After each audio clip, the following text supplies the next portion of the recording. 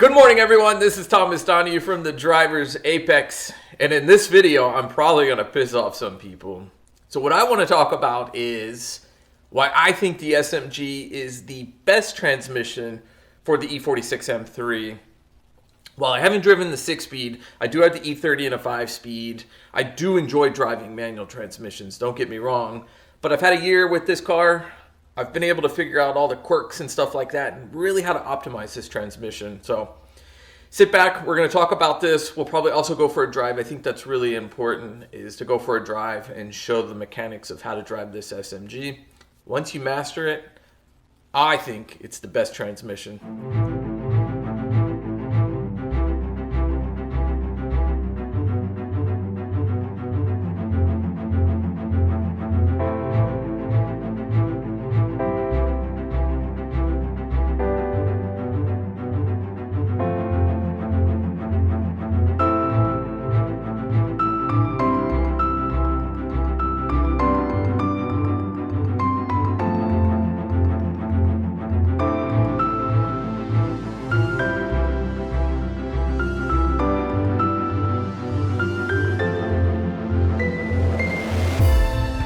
So let's go for a drive, right? So I could talk about this all day, and it's not going to mean a hill of beans to anybody. But I think seeing it in action, that's what everybody wants to see, right? So you want to see it in slow, medium, fast, early shifts, all those types of things. So that's what I'm going to do. I'm going to take you through all the different kind of shift situations and show you how it does.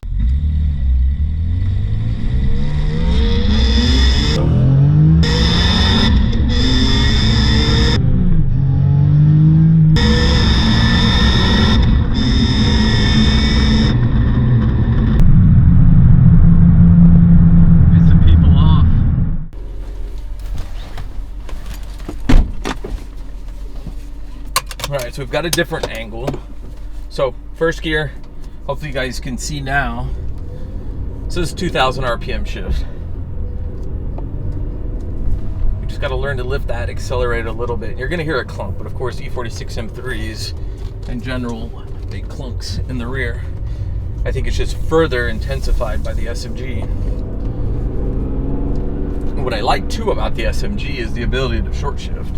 And short shifting is really nice when you're in the canyons. You're coming out of a turn or into a turn, really out of a turn, where you don't want to go full or like full red line, right?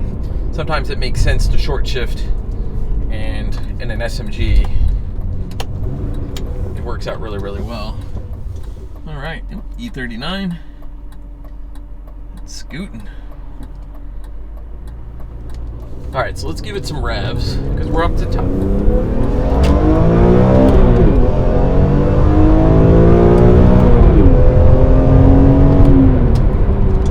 Yeah, it happens real quick, the speed limit. I find first to second to be the one where it's like that a little bit. And that's with lifting off the gas. If you stay on the gas, you're gonna get a violent clunk, right? It's gonna be a violent neck snapping shift. If that's what you like, keep your foot on the accelerator and you'll be rewarded with a pretty violent shift. If you like something a little bit smoother, just barely lift off. And even there, right, like in that first or second that I did, it's not perfect. You just gotta practice. And then when I'm downshifting, you don't have to let off the gas. And when I'm in low RPMs, sometimes I don't even lift off the accelerator.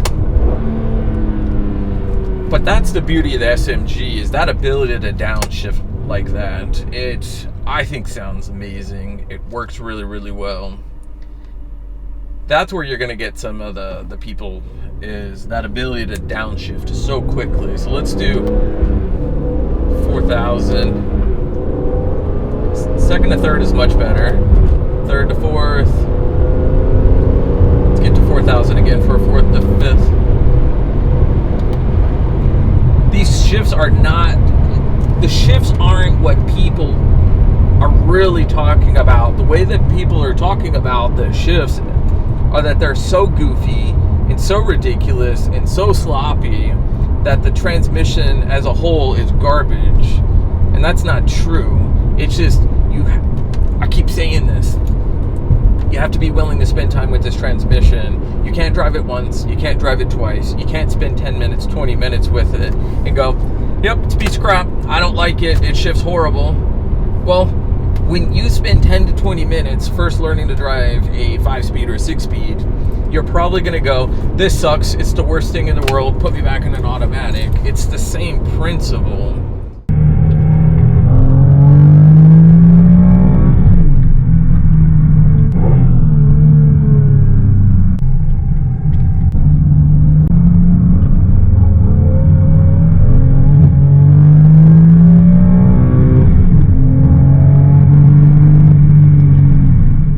I think what makes the SMG, right, the sequential manual gearbox, I think the ideal transmission in this car is when you're on it, you're not having to think about clutch in, downshift, upshift.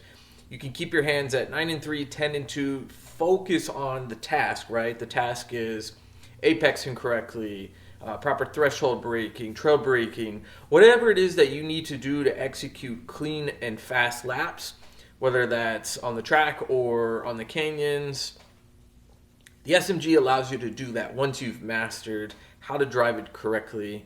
Now, I've shown in these couple like video clips, I have not yet mastered how to drive this. I'm getting close. I'm not perfect from first to second. It can be a little glitchy, a little bit.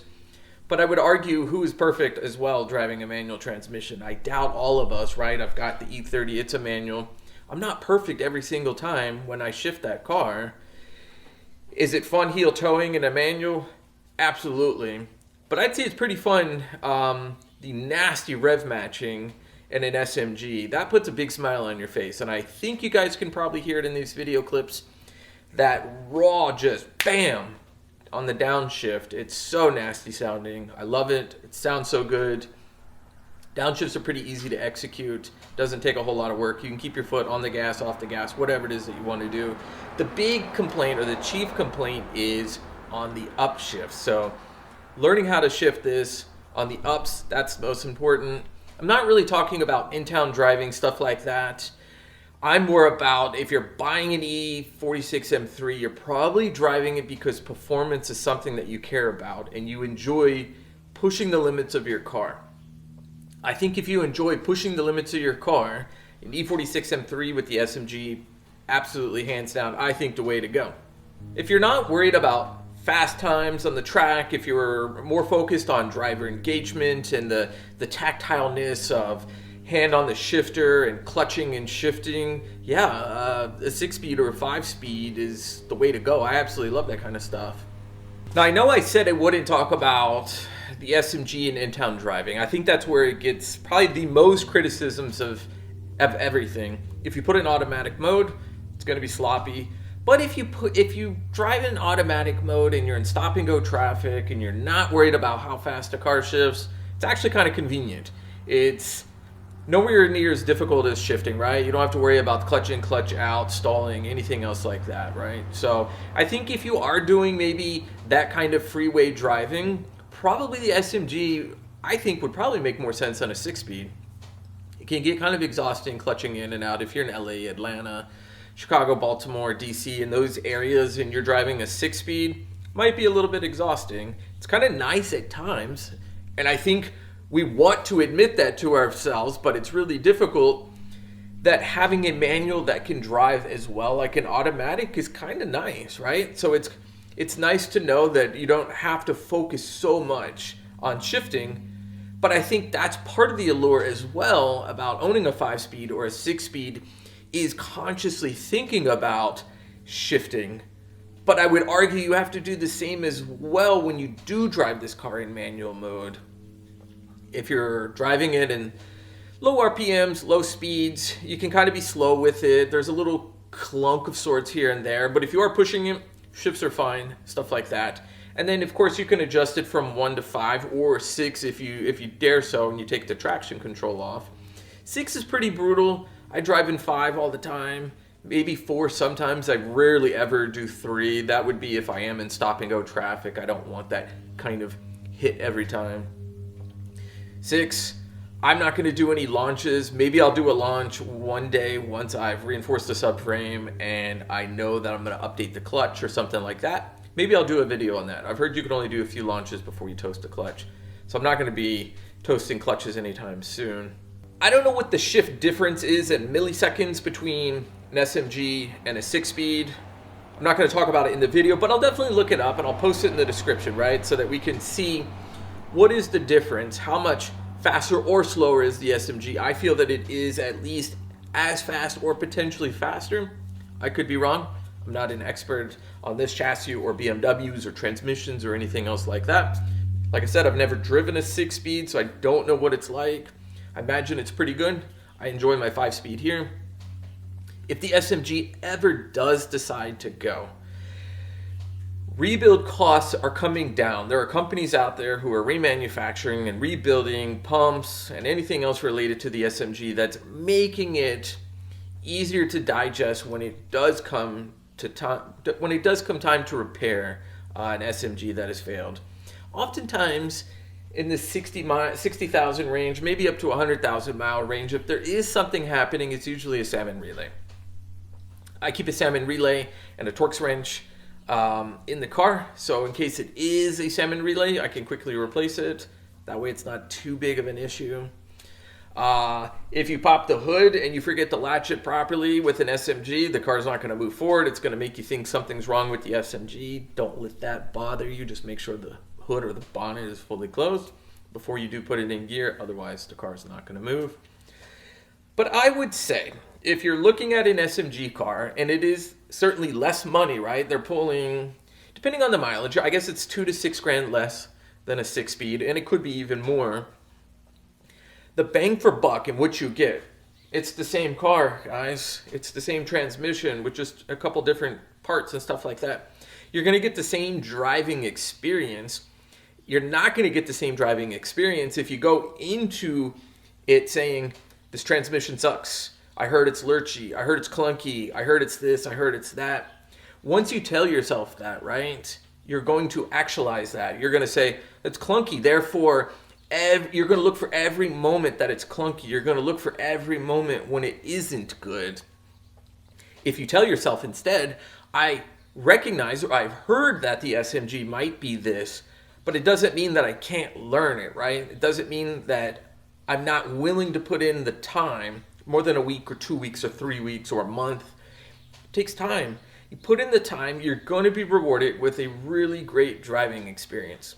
I know there's some YouTubers out there, I think across the Atlantic and Europe, who absolutely love the SMG and refuse to swap it to a 6-speed. I'll find who they are. I'll link their channels in this video so that you can also watch their videos and what they think about the SMG and how they drive the SMG. I think it's important that we do have these conversations about SMG versus true 6-speed and the driving dynamics and the differences and what's better, what's not.